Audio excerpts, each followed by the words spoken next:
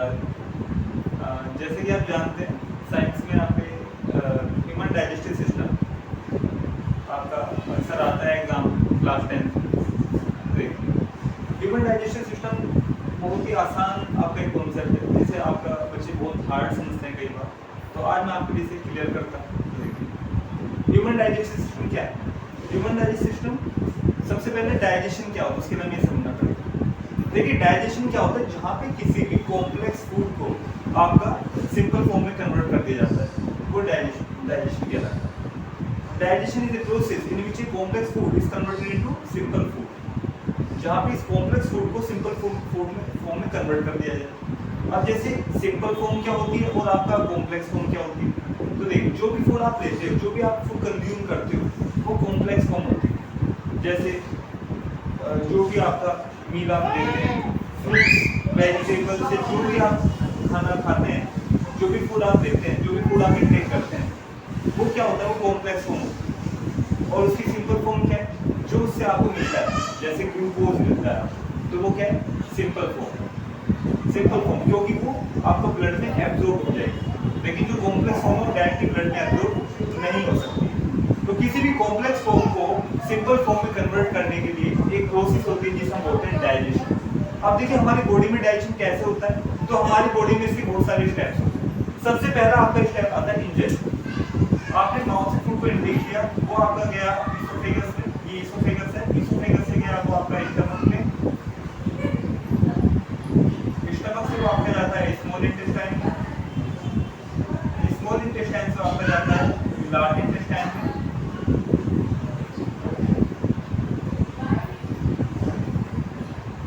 और large intestine से वो आपका जाता है एनस। तो देखिए ये है आपका इसोफेगस, जिसे आपका फूड पाइप भी कहा जाता है। ये है स्टमक, ये है स्मॉल इंटेस्टाइन,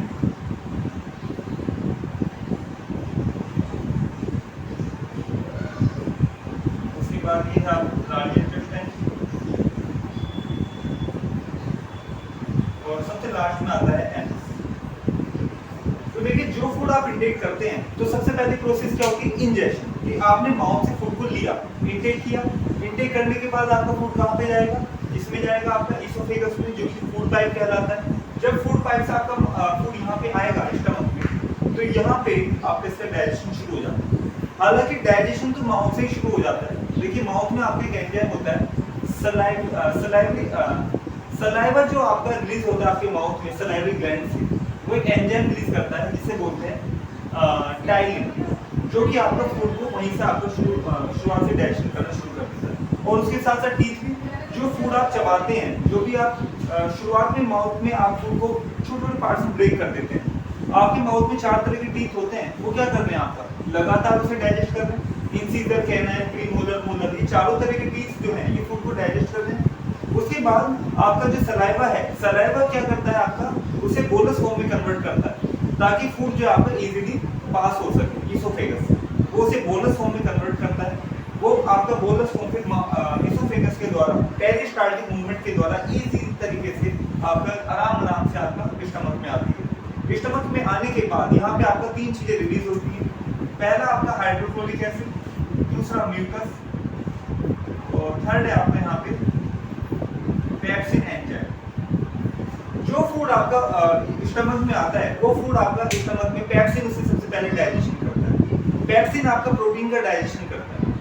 प्रोटीन का डाइजेशन करने के लिए पेप्सिन को हाइड्रोक्लोरिक एसिड की जरूरत होती है, क्योंकि जो पेप्सिन है ये एंजाइम केवल आपका एसिड के प्रेजेंस में बहुत अच्छे से फंक्शन कर पाता है। इसकी एफिशिएंसी बढ़ जाती है।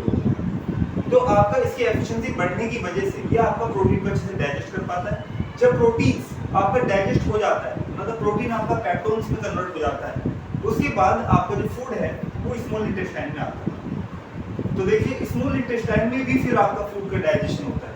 यहाँ पे आपका डाइजेशन प्रॉपर नहीं हुआ है, अभी आपका पार्शियली डाइजेशन हुआ है। अगर इसका कंप्लीटली डाइजेशन करना है तो अभी भी आपका फूड के अंदर 3 कॉम्प्लेक्स चीजें अभी भी मौजूद है। प्रोटीन पूरी तरह से डाइजेशन हुआ, तो जो भी प्रोटीन बचा है वो भी डाइजेस्ट होना है, कार्बोहाइड्रेट भी डाइजेस्ट होना है, फैट को भी डाइजेस्ट होना है। तो यहाँ पे आपका 2 तरह के सिक्रीशंस स्मॉल इंटेस्टाइन में आते हैं। एक तो लीवर से आता है, जो कि लीवर आपका साइड में यहाँ पे होता है, और इसके ऊपर आपका गोल ब्लैडर होता है। तो अगर मान लीजिए गोल ब्लैडर है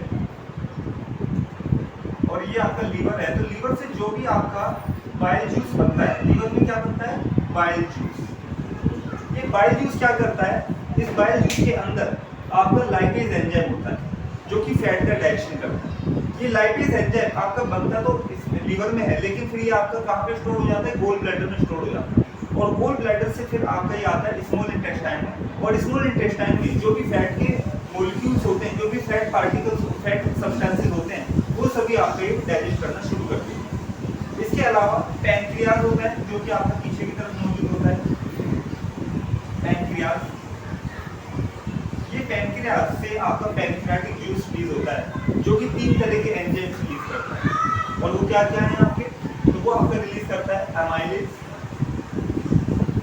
लाइपेज एंड ट्रिप्सिन। जो अमाइलेज है वो आपका कार्बोहाइड्रेट का डाइजेशन करता है और उसे ग्लूकोज में कन्वर्ट कर देता है, लाइपेज फैट का डाइजेशन करता है और उसे फैटी एसिड्स में कन्वर्ट कर देता है, और आपका जो ट्रिप्सिन है ये भी आपका प्रोटीन का डाइजेशन करता है और उसे आपका पेप्टोन्स में कन्वर्ट कर देता है। तो इस तरह से जो इसीलिए जब इसमें तीनों एंजाइम्स मौजूद है और 3 अलग अलग तरह के आपके कॉम्प्लेक्स मॉलिक्यूल्स को आपका सिंपल फॉर्म में कन्वर्ट कर रहे हैं, तो ऐसे जो भी एंजाइम्स होते हैं जो कॉम्प्लेक्स फॉर्म को एक सिंपल फॉर्म में कन्वर्ट करते हैं, तो इसलिए इस पैंक्रियाटिक जूस को आपका कंप्लीट डाइजेस्टिव जूस भी कहा जाता है, क्योंकि इसने एक तरह से पूरी तरह से आपको डाइजेस्ट कर देगा। तो डाइजेशन की प्रोसेस आपका कंप्लीट हो जाता है। पहले आपने माउथ से इनटेक किया, इंजेक्शन हो गया, डाइजेशन आपका यहाँ पे कंप्लीट हो गया स्मॉल इंटेस्टाइन में। उसके बाद आपका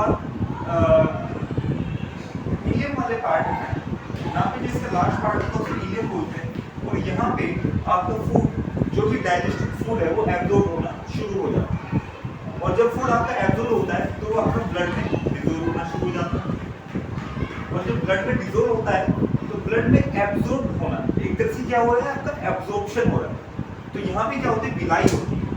विलाई क्या होती है, फिंगर लाइक स्ट्रक्चर्स मौजूद होती हैं आपका स्मॉल इंटेस्टाइन। यहाँ से जो भी फूड आपका एब्जॉर्ब होता है वो आपका ट्रांसफर किया जाता है पूरी बॉडी में, ब्लड की मदद से आपको हर एक पार्ट में, हर एक सेल में आपका ट्रांसफर हो जाता है, क्योंकि जो सेल्स हैं उन्हें आपको इन सभी चीज़ों की जरूरत है, उसे ग्लूकोज की जरूरत है, क्योंकि ग्लूकोज जब डिकम्पोज होगा तो ग्लूकोज डिकम्पोज होकर आपका 3 चीजें बनाएगा, carbon dioxide, water and energy. और ये एनर्जी तो हमें चाहिए, यही तो आपका पर्टिकुलर एम है फूड को खाने का, क्योंकि उससे आपको एनर्जी मिलती है, और ये एनर्जी कहाँ पे मिलती है एक्चुअल में, सेल के अंदर।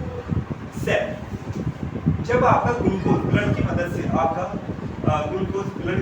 आपका सेल के अंदर आता है, तो सेल में एक आपका ऑर्गेनल होता है माइटोकॉन्ड्रिया। ये आपका माइटोकॉन्ड्रिया, इसमें थाउजेंड्स ऑफ माइटोकॉन्ड्रिया मौजूद होते हैं। ये थाउजेंड्स ऑफ माइटोकॉन्ड्रिया आपका अपनी सरफेस प्रोवाइड करते हैं। ये थाउजेंड्स ऑफ माइटोकॉन्ड्रिया ग्लूकोज को अपनी सरफेस प्रोवाइड करते हैं, और जब ग्लूकोज आपकी सरफेस पर आता है तो ग्लूकोज यहाँ पर डिकम्पोज हो जाता है।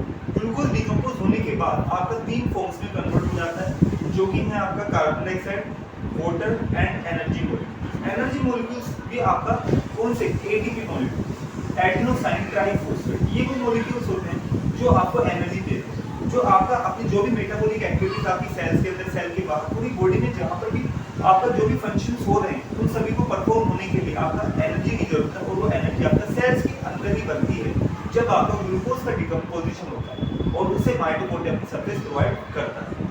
तो यहाँ पे आपका एक तरह से जब ये ग्लूकोज, जब ये ब्लड एक तरह से आपका पूरी बॉडी में आपको ग्लूकोज को लेकर जा रहा है, तो इस प्रोसेस को आप क्या बोलते हो, एसिमिलेशन। तो एब्जॉर्प्शन भी हो जाता है हमारा, एसिमिलेशन हो जाता है, तो पूरी तरह से आपका हर एक पार्ट को हर एक न्यूट्रिएंट मिल जाता है। उसके बाद क्या होता है, जो भी आपके यहाँ पे वेस्ट में बचा रह जाता है वो लार्ज इंटेस्टाइन में जाता है, जिसे आप अनडाइजेस्टेड फूड भी कहेंगे।